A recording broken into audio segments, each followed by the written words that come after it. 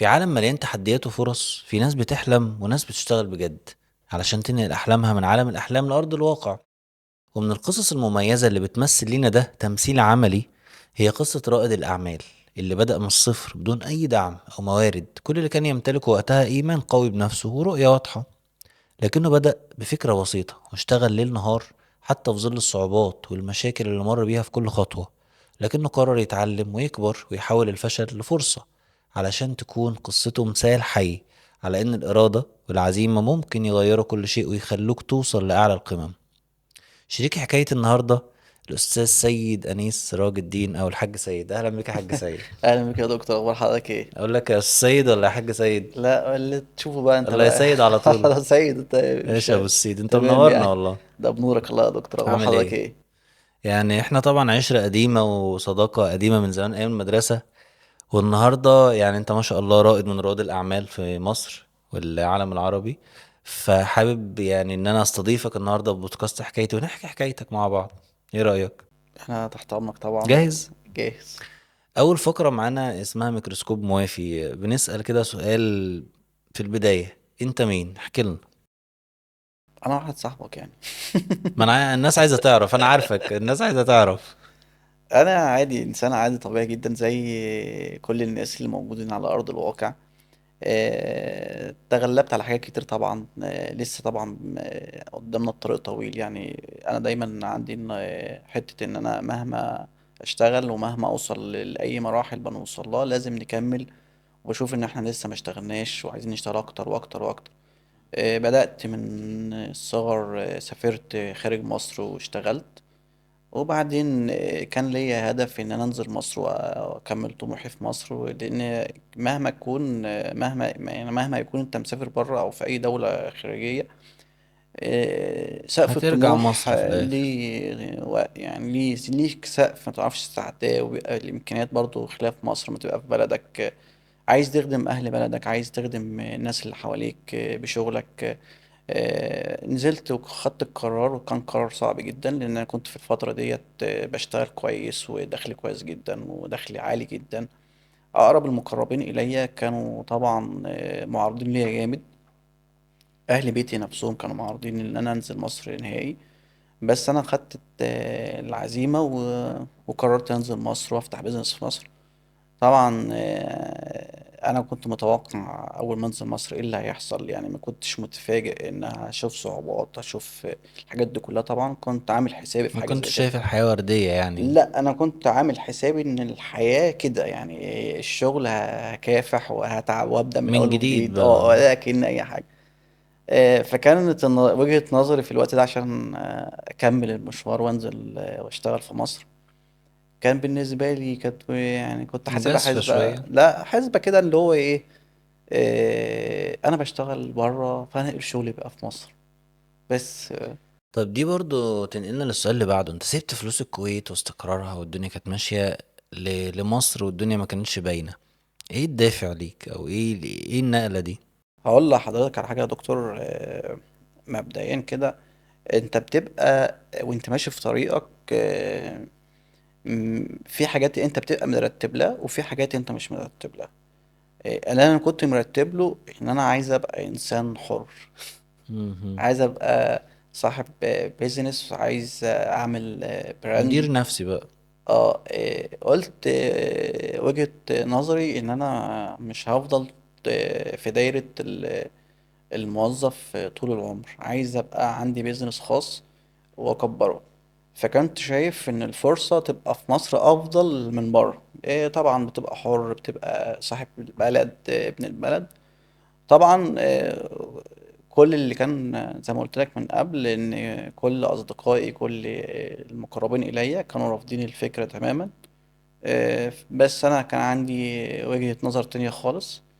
ان انا انزل صغير، شاب صغير، انزل ان انا اقدر اقف على رجلي، اكون عندي قوة تحمل، عندي صبر. بعد ما كنت شغال كمان في شركة فجالي عروض تانية بعد ما نهيت شغلي خالص وقلت هنزل مصر.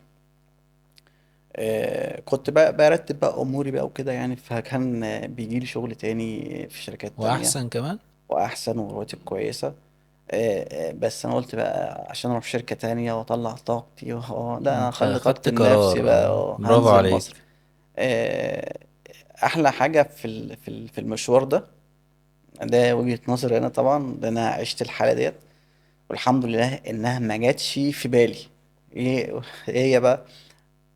انت متخيل بقى يا دكتور انك انت بتشتغل بره 10 سنين 15 سنة، ممكن تيجي تعب السنين والغربة بقى وكل ده، تنزل في مصر تعمل مشروع هوبا اتقفل المشروع.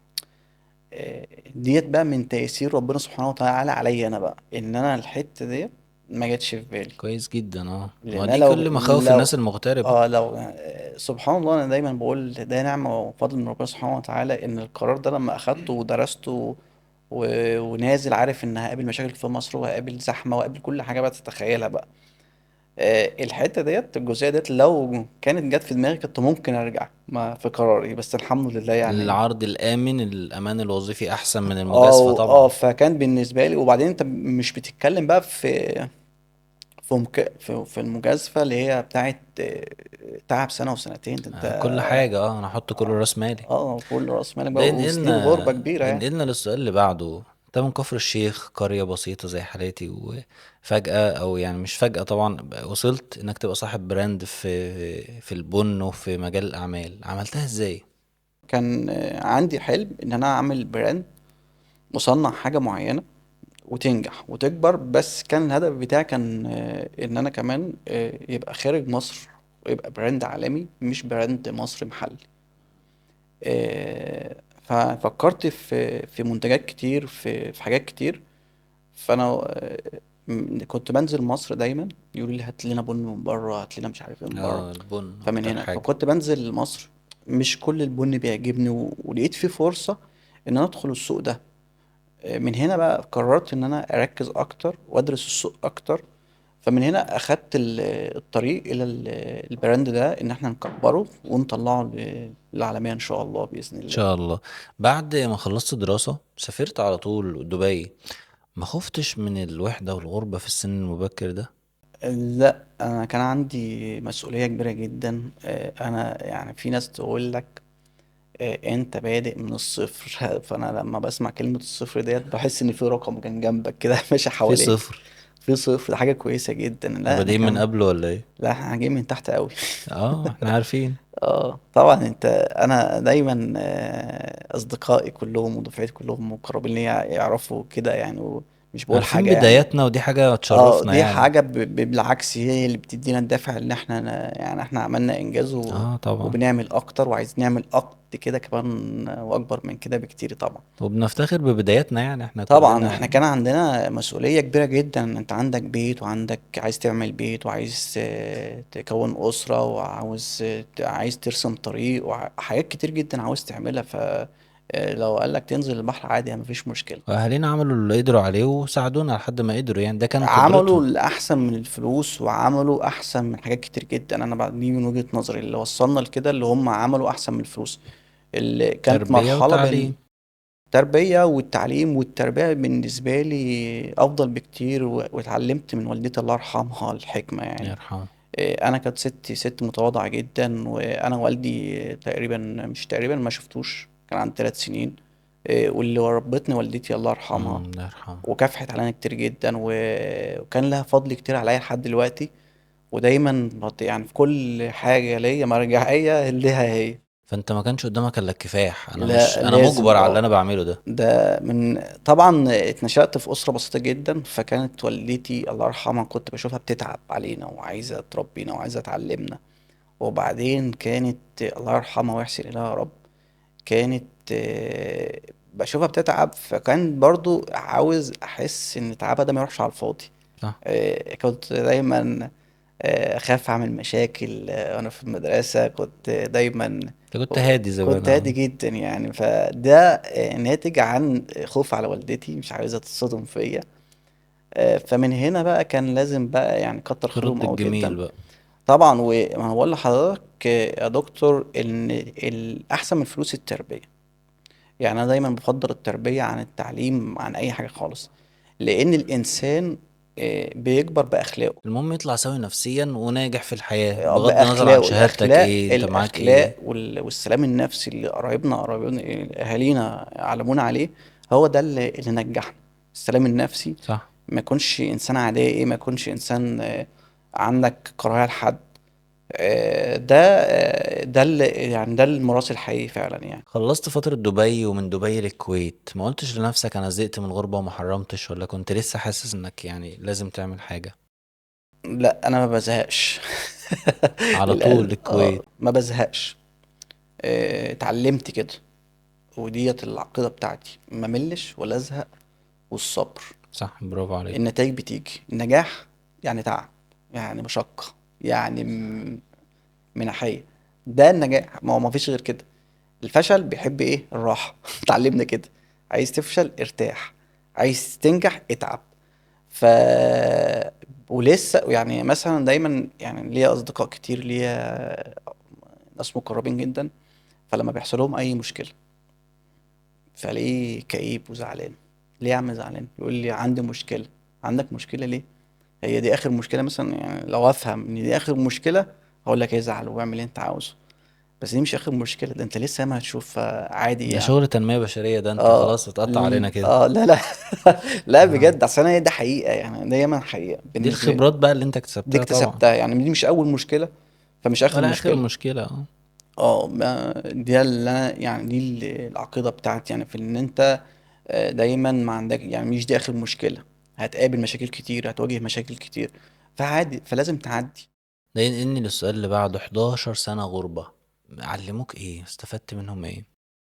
11 سنة غربة، سؤال جميل جدا بصراحة. الصبر. الصبر. 11 الصبر. سنة فعلا كتير. 11 سنة الصبر. واتعلمت حاجة هناك يعني، وطبعا يعني دي كان لأن كانت دي بداية حياتي يعتبر. الصبر. ومن كتر الخبرات اللي أنا اتعلمتها هناك، الحاجات اللي اتعلمتها يعني وعلمتني في الغربة، اتعب اتعب اتعب، ومش لازم تلاقي الحاجة في نفس الوقت. صح، برافو. يعني اتعب اتعب اتعب، ومش هتلاقي الحصاد بتاعك، مش لازم تلاقيه آخر الطريق، بس اصبر فهتلاقيه جايلك بعدين، حتى لو ما جالكش في نفس اللحظة. صح، برافو. دي دي اكتر الخلاصة يعني. حاجة اتعلمتها. اه في ناس من كتر الغربة ما بيعرفوش يفصلوا، ياخدوا حتة يلا انا نازل واقعد. انت عملتها ازاي دي؟ يعني انك انا تقعد كتير كده وانا هنزل واخد قرار لو 11 سنة، طب ما تكمل بقى 20 و30 وتنزل بقى مصر مرة واحدة اصرف وخلاص.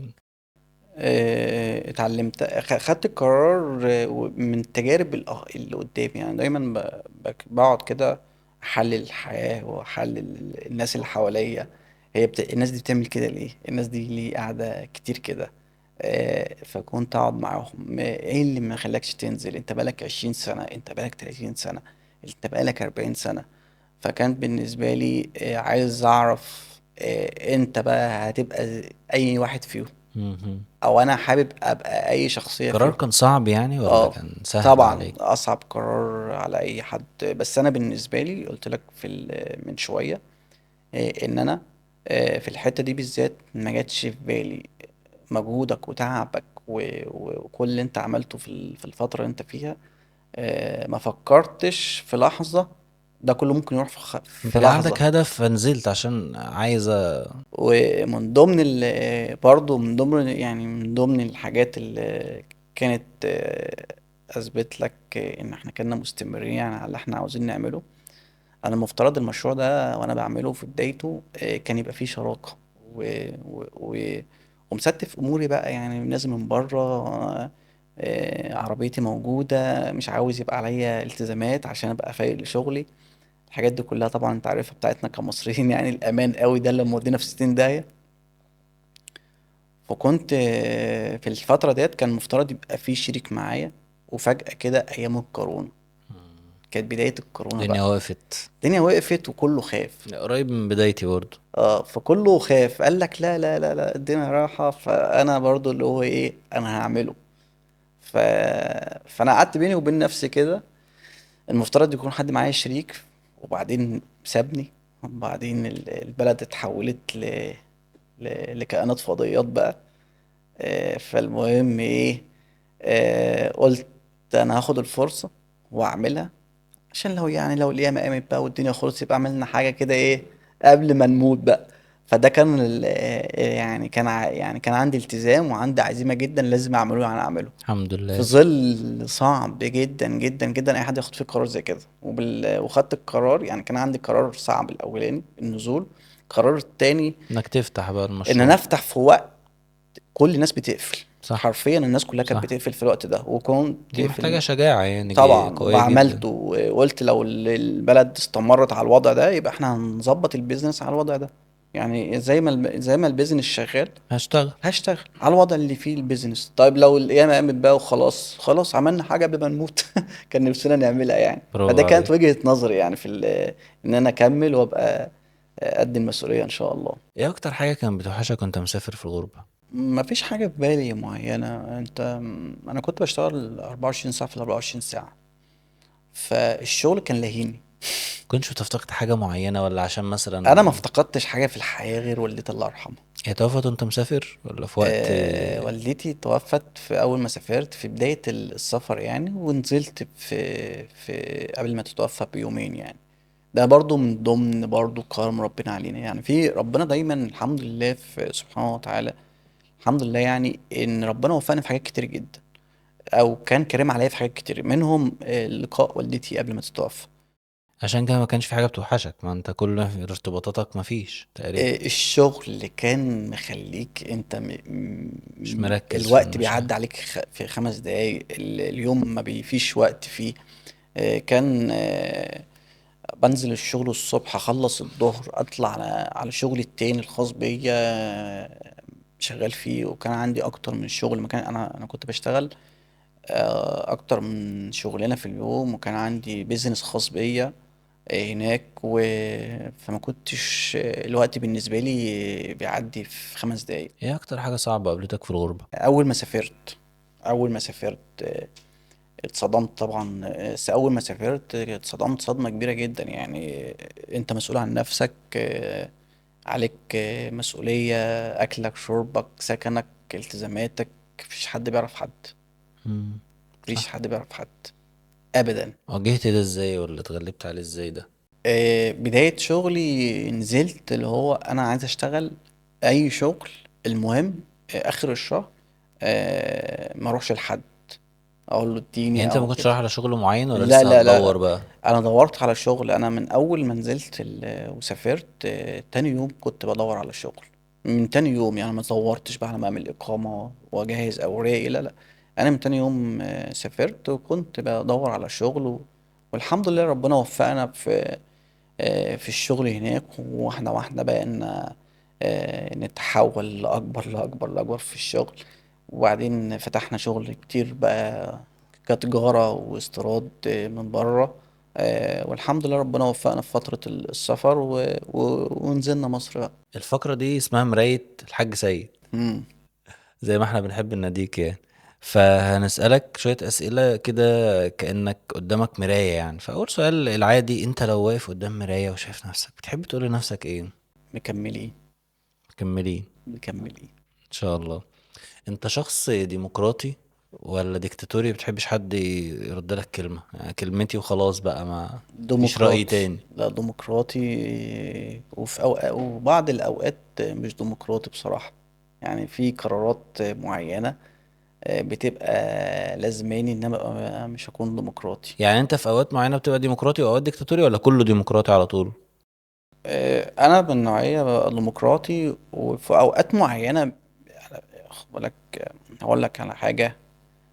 انا ماشي عليها مش كل القواعد او كل الاسس ما فيهاش استثناءات. انت ديمقراطي ديمقراطي ديمقراطي لأبعد ما تتخيل.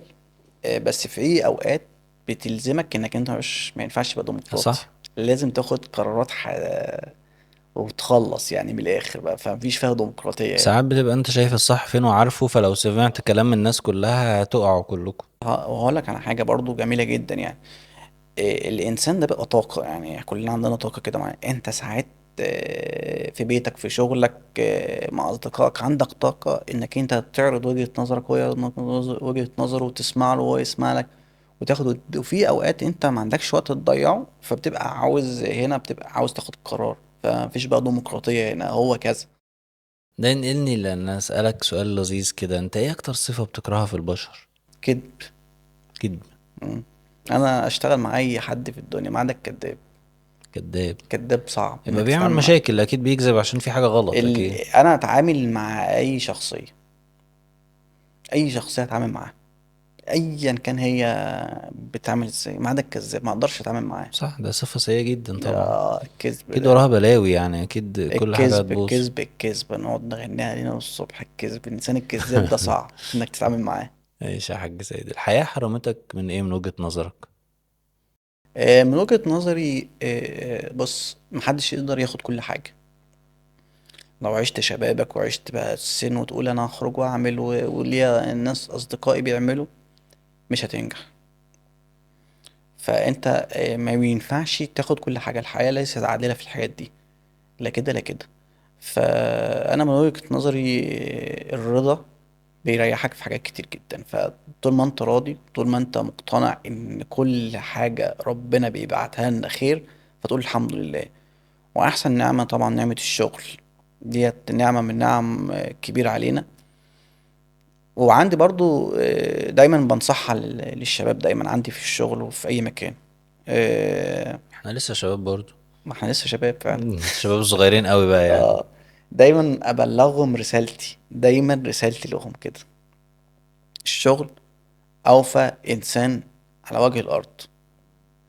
الشغل ده اللي هيجيب لك التزاماتك، مش هيأثر معاك، مش هيجيب لك كل هيأثر معاك حاجة كل غالبا. حاجة. الشغل اوفى انسان على وجه الارض. بكلامنا عن الشغل، انت اشتغلت قبل ما تخلص دراسة؟ يعني اشتغلت وانت لسه بتدرس، ولا لا انا بشتغل اشتغلت بعد بداية شغلك بعد قبل. ما لا خلصت دراسة خالص؟ انا اشتغلت ايام الدراسة واشتغلت بعد الدراسة ونشتغل بعد اشتغلت ما فعلا في اتجوزنا الدراسة؟ وهنشتغل لحد ما يبقى عندنا 70 80 سنة او ان في شاء عمر يعني ان الله. طب شاء انت الله. اشتغلت ايه ايام الدراسة؟ ايام الدراسة لا اشتغلنا كتير. احنا كان اي شغل يجي اشتغله، ما اقولش لا، المهم انا ايه؟ اجيب اصرف. فلوس. اجيب فلوس واصرف. برادس. اه. وبعدين يعني كان شغلانات اي حاجة، مش حاجة ثابتة لا ما كانش يعني؟ فيها حاجة ثابتة فاكر اول راتب، اول حاجة، اول فلوس خدتها في حياتك كانت كام؟ اول راتب اول حاجة يعني. لا بقى احنا ناس قدام جدا يا احمد. يعني خدت كام؟ احنا قول الرقم اهو. يعني احنا انا لو فاكر كانت ارقام غريبة كده. كانت ممكن تلاقي 20 جنيه و25 جنيه وتلاتين ده جنيه كان في والكلام. اليوم ولا في الشهر ده؟ ده كان في الشهر. في الشهر. اه يعني لا انت من سنة كام يا عم؟ لا من سنة 60. يعني انت بتتكلم في ايه؟ بتتكلم في يعني. 20 جنيه مثلا كانت اول حاجة. يعني ممكن بعيد اوي 20 جنيه دي، ده كانت ايه دي؟ يعني انا بكلمك بجد. انا بشتغل من سنة كام؟ كانت سنة 96 ياه، ده 97. احنا كنا في ابتدائي يا جدع. ايوه انا مش كان عندنا محل في القاهرة اه. اللي كان بس احمد ده اخويا كان في فاتحه في في عباس 20 جنيه. العقاد بقى، لما كان 20 عباس جنيه العقاد كانت ده في كان الشهر. اه، ايه. تصدق وقتها كانت تعمل حاجة ال 20 جنيه دي، يعني كانت رقم جميل بالنسبة لنا في سننا اساسا. ده ال 20 جنيه دي تمسكها ازاي اساسا؟ ده كان تقريبا ال 50 جنيه ما نزلتش انا فاكر. يعني 20 جنيه كانت رقم برضو، ال 1000 جنيه كانت قد كده. ايوه هو كان ايام في الفترة 97 و 98. كانت ال 100 جنيه ده حاجة عظيمة يعني، كانت شيء عظيم يعني. ال 1000 جنيه كانت عشرات كان وعشرينات انا فاكر. اختراع ساعتها. اه، كانت رقم. لو رجع بقى بيك الزمن للفترات دي او قبلها، ايه اللي ممكن تغيره في الماضي؟ لا ده عايزة بقى حلقات بقى كتير بقى. طبعا احنا اتعلمنا حاجات كتير وخدنا دروس كتير، وبعدين خد بالك. يعني هتغير حاجة؟ نفسك تغير حاجة ولا تسيب كل حاجة زي ما هي؟ لا طبعا هتغير حاجات كتير، بس خد بالك. انت عشان ت- تكبر وتنجح، انت لازم تكون منتشر على وجه على الارض. فالانتشار على الارض ده بيخليك تخبط هنا وتقابل هنا وتتعلم هنا. انت مش انسان عندك توحد وقاعد مع نفسك. ده انت انسان منتشر على الارض. فعندك حاجات كتير بتقابلك وبتصادفك وبتتعلم منها خبرات. فانت لما تقول عاوزين نغير ايه لو الزمن رجع بينا، لا انت هتغير حاجات كتير، فمش هينفع نضمها الوقت في الحلقة يعني دي. قصدك الخبرات اللي انت اكتسبتها بعد ما كبرت هتروح هناك تحاول ما تمرش بيها تاني فتنجح اكتر اه يعني؟ طبعا اه طبعا. هنغير الزمن كله بقى؟ فطبعا السؤال ده ما تقدرش تحدده في جزئية واحدة حتى. انت اتجوزت وانت 29 سنة، يعني سبقتنا شوية كده. اه تمام. هو مش كبير قوي ولا صغير قوي، بس انت شايف ان الجواز في سن صغير احلى ولا متأخر؟ لو انت امورك تمام، تمام ماديا التمام يعني اكتر. ماديا وبتاع، توكل على الله من بدري بدري. حلو يعني، جدا شايفه حلو.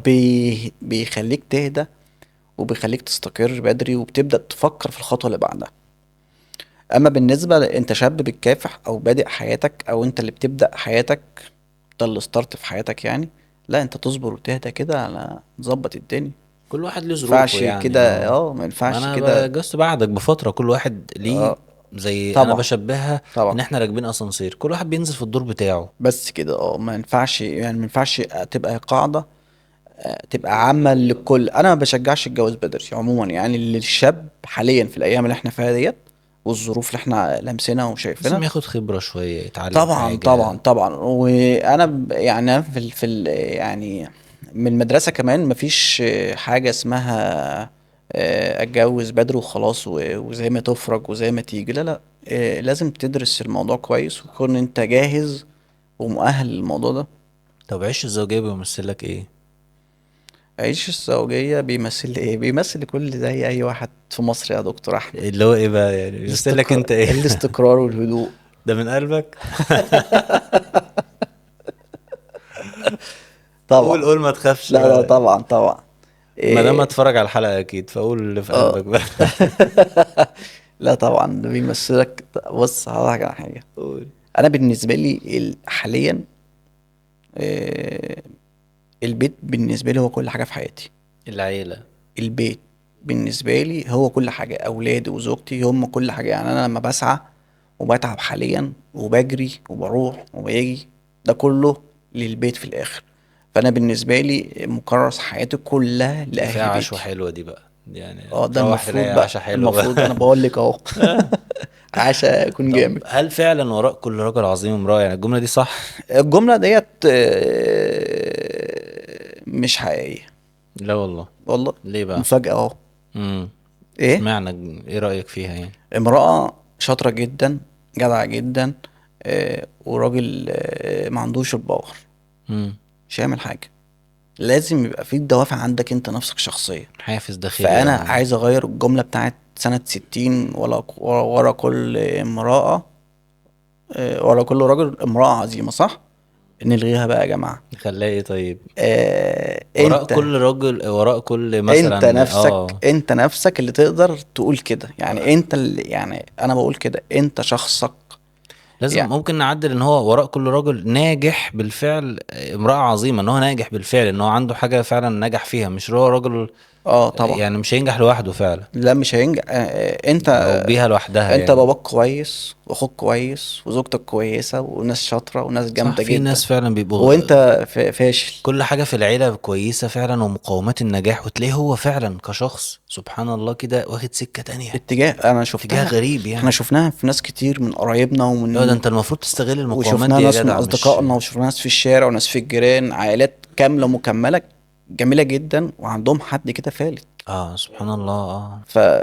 فكل راجل ناجح هو شخصه لازم يبقى هو اللي ناجح نفسه. طب انت شايف نفسك حققت حلمك ولا لسه لا في طبعا، لا تكة؟ طبعا، لا لسه كتير، ما عملناش اي كتير حاجة. اصلا. ما احنا عملتش لسه اي في حاجة. الطريق لا لا، ما يعني. عملتش اي حاجة. بس وصلت لمحطات كويسة كنت عايزها زمان، يعني اللي انت فيه دلوقتي ده حاليا ده كان حلم زمان. طبعا. انا يعني انا دايما في الاول وفي الاخر بنحمد ربنا على اي محطة احنا فيها. بس كنت انت في كبير صغير، في اي مرحلة في حياتك او اي مرحلة في حياتنا، ايا كان هي مستواها ايه، او انت في المكان فين، بنحمد ربنا سبحانه وتعالى على اي مستوى انت فيه. ده رقم واحد. رقم اتنين، انا مهما اشتغل بقول لسه ما اشتغلتش، وانا فعلا لسه بالنسبة لي، او اللي انا محتاج اعمله لسه ما عملتش اي حاجة. ده حقيقي طيب فعلا يعني. بالنسبة للشباب اللي هيتفرجوا علينا، بما اننا يعني كبرنا وبتاع، الشباب بقى اللي هم لسه بيبدأوا حياتهم بعد التخرج، احنا عدينا الفترة دي من سنين كتير يعني. ايه نصيحتك ليهم؟ اشتغل. اشتغل. اشتغل على طول. توقفش شغل. ابدأ يعني، ابدأ واشتغل. ليه بقى؟ انا بيجي لي شباب كتير جدا عاوزة تشتغل.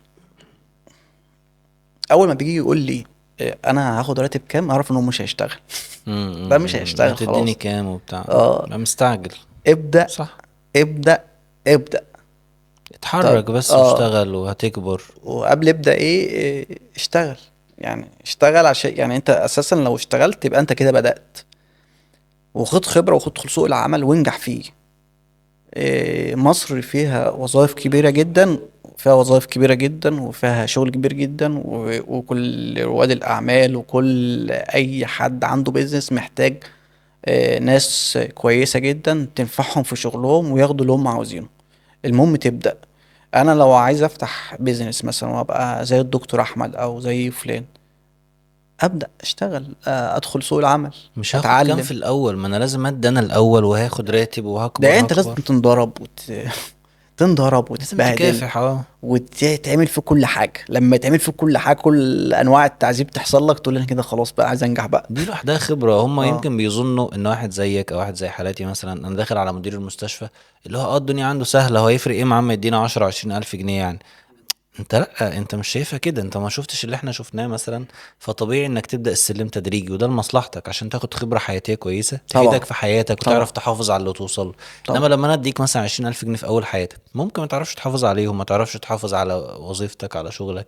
محتاج خبرة عملية. طبعا. ودايما دايما دايما فواحد يقول لك ايه، من ضمن الحاجات اللي مش بحب اسمعها برضه، يقول لك ايه، ده جات له فرصة وضيعها.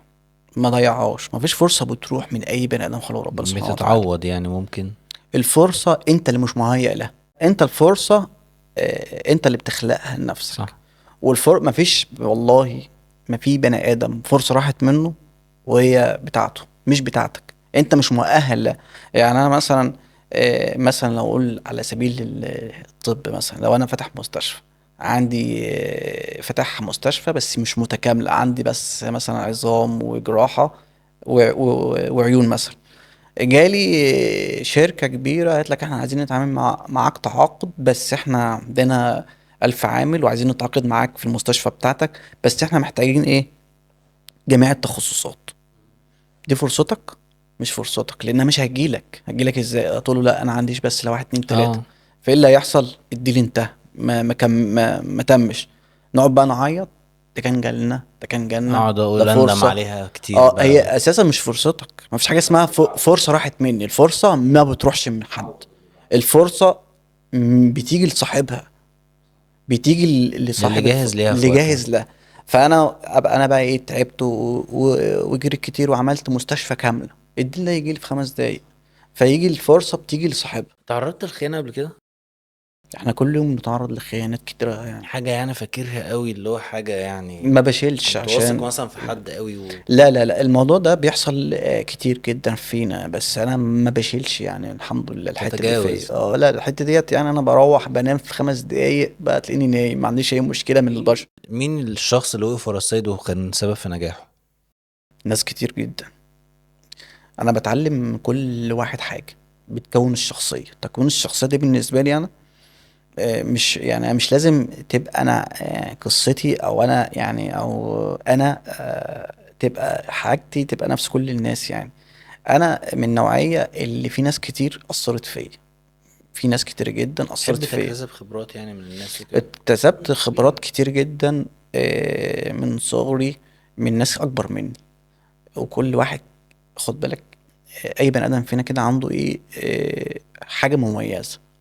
فانا كنت مثلا بتجي لي من عند ربنا سبحانه وتعالى، اتعلم حاجه من الدكتور احمد، اتعلم حاجه من الاستاذ فلان، الباشمهندس فلان، الحاج فلان، عمك فلان. بكل واحد بتكتسب منه حاجه معينه في حياته بيديها لك، فانت لازم تتعلم منها يعني. فده كلها كانت لازم بالنسبه لي تعيش دي. الدور اللي ربنا خلقك ليه، اه انك راجل طبعا مسؤول وكبير مش صغير. طبعا. احنا وصلنا لاخر فقرة معانا، تحليل نفسي بقى، اعمل عليك دكتور بقى وبتاع. إيه، هسألك شوية أسئلة حلوة كده وتجاوب عليها وأقول لك في الآخر اجمل النتيجة. حاجه في الموضوع ده كله ان انا ما كنتش مرتب معاك البرنامج. ما هي الأسئلة كلها يعني إيه، اه جاتني وانا فجأة اتصلت، كده، أنا هم نفسي كلموني متفاجئ. الدكتور عاوز يقعد معاك لقاء. تعالى يا ابني. فالدكتور صاحبي يا جماعه، فمش لازم يعني، فيقول لك لا الراجل جه لازم. مخصوص من المنصورة بسرعة فانا جيت يعني. حقيقي فعلا، وانا ما فيش اي حاجه في دماغي. فانا يعني دايما بقول الحاجه اللي بتبقى حقيقيه من غير ترتيب ومن غير اصطناع. انك تصطنع المحتوى او تصنع الحاجه يعني كده طبيعي، بيبقى انجح بكتير احنا لينا جدا. ذكريات كتير مع بعض زمان احنا طبعا مش هنحكي حاجه من وفي دي. مش هنقول اي حاجه من في ناس لا لا اصحابنا مش كتير هنقول حاجه من يتفرجوا دي. علينا، بس مش عايزين نتكلم في حاجة يعني. انت ماشي، هنعدي الحاجات دي. لازم نعديها. طيب، نخش على التحليل النفسي بقى عشان ايه ما اه. نعكش في حاجة ونخبطش اه. في الحلل يعني زي ما بيقولوا. انت بتحب تقعد لوحدك اكتر ولا تقعد مع الناس؟ تستمتع بايه؟ استمتع يعني بصراحة بأمانة يعني بحب اقعد مع نفسي كتير يعني. بس لما تقعد مع ناس بتندمج واجتماعي عادي، مش لا بتخاف مثلا من اجتماعي، الناس لا انا او كده؟ اجتماعي لأبعد الحدود. بس انا دايما من النوعية ببقى احب كده ايه، ارتاح. يعني بحب بحب، العزلة شوية. بحب الراحة. بحب الراحة بصراحة، اكون معاك صريح يعني. صح. بتحب تبقى دقيق في ترتيب حاجاتك وحياتك، ولا عادي بتسيب حتة مرونة شوية مش فارقة؟ يعني مكتبك مثلا دي انا حاططها كده محدش يغيرها مكانها ولا؟ لا لا لا، الحتة دي بالنسبة لي عادي يعني. أنا باخد الأمور بطبيعتي. أنا أساسا عادي في أي حاجة. يعني أنا مثلا سلس شوية كده، اه مرن النهاردة، يعني. النهاردة مثلا جاي لك لابس وبتاع في 5 دقايق، يلا هوب يلا نروح للدكتور أحمد كده عادي، واحد مش تاني لا، ده مرتب انا بقى لازم ارتب اليوم لا بقى لا لا لا، وهلبس ايه من عادي امبارح وبتاع. عادي جدا يعني. أنا باخد بقى كل أموري كده، أروح مناسبة أروح في مكان لا عادي كل من حاجة غير وسوسة يعني. لا لا، ما عنديش الموضوع ده، عادي جدا. بتبقى اندفاعي ساعات في حاجات، ولا بتفكر الاول قبل ما تعمل اي حاجة؟ كنت إنسان عنيد جدا وأنا صغير، فلقيتها مشكلة. بداية القراية لما بقيت أقرأ كتب وأبدأ أسمع كتير، لقيت العند ده حاجة غلط. طبعا العند بقى إيه، ممكن تبقى الإنسان الاندفاعي اللي أنت كنت بتقول على ده من شوية ده. تبقى ممكن لو أنت إنسان عنيد تبقى اندفاعي، تبقى أي حاجة. فالحمد لله تغلبت على الموضوع ده في بداية حياتي بقى العملية وبتاع، وعرفت إن ده غلط طورت شخصيتك. وطورت الشخصية، والحمد لله يعني ما عادش اندفاعي خالص يعني في بتحب الحتة دي. لما بتروح مكان تلفت الانظار او الناس تبص عليك، ولا مش فارقة لا ده انا يعني؟ بالعكس، ده انا ببقى عايز اتدارى كده. اخلص اه ما والله ببقى عايز اتدارى، بتحرج انا وبتاع، ببقى عايز ادخل واطلع واسلم وامشي وانجز كده بقى. اه. تحس ان في مؤامرة معمولة عليك، او في ناس هتأذيك او عايزة تأذيك، ولا لا مش ما عنديش حاسس؟ الحته دي. حتى دايما دايما لما باجي اضحك على حد او في اخد اهزر معاه اقول له بص اطلع من نظريه المؤامره دي. ما بحبش الانسان اللي يبقى عنده دايما اللي نظريه هو المؤامره. حاسس الناس مضطهد وانا ما اه نجحتش عشان وانا الناس اه ما. نظريه المؤامره ديت مش بحبها بصراحه يعني. انت ما نجحتش عشان انت ما نجحتش، عشان انت السبب مش حد. اه وبعدين نظريه المؤامره ديت في ناس كتير عندهم. انا يعني انا مش عارف ايه عشان خاطر ايه، ولو كان عمل ايه كنت انا اخدت ايه، ودايما رابط الاحداث وعنده حاجات كده في دماغه. انا بسميه مرض نفسي هعالجه انا بقى اه وانت تعالجه بقى ويبقى مية ماشي. مية ويشتغل ويبقى حلو يعني. هيشتغل يبقى حلو. اه. ماشي. هو التحليل بتاعك جميل جدا ما شاء الله، الشخصية متزنة ان شاء الله، ما الناس ما تقلقش اللي هم اه لا شغالين طبيعي معاك. طبيعي يا جماعة طبيعي طبيعي. طبيعي نورمال، الحاج سيد اه. نورمال يا جماعة. انا مبسوط انك كنت معايا النهاردة يعني يا اخويا وحبيبي انا السيد، مبسوط نورتني جدا، جدا انا يعني. مبسوط جدا، وده اول لقاء عملته ان معاك شاء انت الله يا مش هيبقى اخر دكتور. لقاء بقى. وعشان انت راجل يعني صديقي واخويا، ودايما بفتخر بيك، ودايما ببقى مبسوط باللي انت بتعمله، الانجاز اللي انت بتعمله دايما. ببقى مبسوط وسعيد اكن انا اللي بنجح احنا بالظبط. بنتشرف ببعض طبعا. و... وانا كان اتعرض عليا كتير في حلقات وبرامج والكلام ده. بس انا كنت رافض الموضوع نهائي على لا فكرة، عايزين بقى نهائي. نتشجع ونطلع بقى. لولا انت انا طلعت. انا الحمد يعني انا لله. بجد بجد والله يعلم ربنا انا اتعرض عليا كتير جدا اطلع حلقات واطلع اكيد في حاجات طبعا. كتير جدا. بس دايما كنت رافض الفكرة نهائي يعني. ليه بقى؟ مش شايف ان مش وقتها، مش لا يعني عايز ابقى في حالة احسن من كده شوية. انا ليا ميول كده ومزاج معين كده معين ترتيبات معينة. وترتيبات معينة. من فانا بالنسبة لي لولا ده صديقي نورتنا واخويا والله العزيز النهارده، انا احمد عارف يا غالي موافي جاي لي من المنصورة مخصوص يا جماعة اه والله. طبعا. جالنا لحد آه، اكتوبر اهو. ده انا نورتنا يا اجيلك حاج في اخر سيد. الدنيا والله الله بجد. يخليك. فعشان كده جيت لك، وان شاء الله بقى ايه تتكرر باذن الله. بإذن الله مش تبقى وانا آخر سعيد مرة. جدا باللقاء ومبسوط جدا جدا جدا. نورتني، إن شاء الله أشوفك مرة تانية، يا رب تكونوا استمتعتوا بالحلقة الجميلة دي مع الحاج سيد، أستاذ سيد أنيس راجل الدين صاحب بنص، راجل الدين، راجل يعني علم، وصديقي العزيز كمان. إن شاء الله تشوفونا في حلقة تانية وبودكاست حكايتي.